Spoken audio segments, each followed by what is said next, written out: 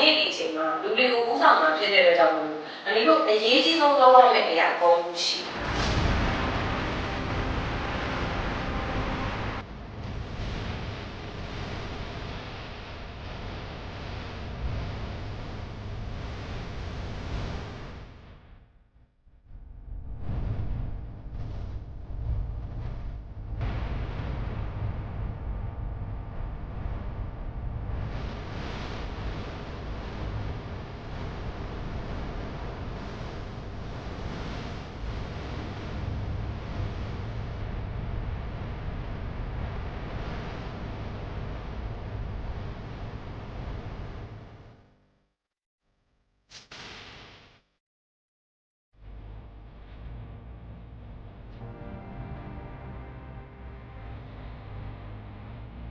တို့ရဲ့ဒီဝင်ငွေတွေပေါ့နော်တဲ့ဘာမှမများပါ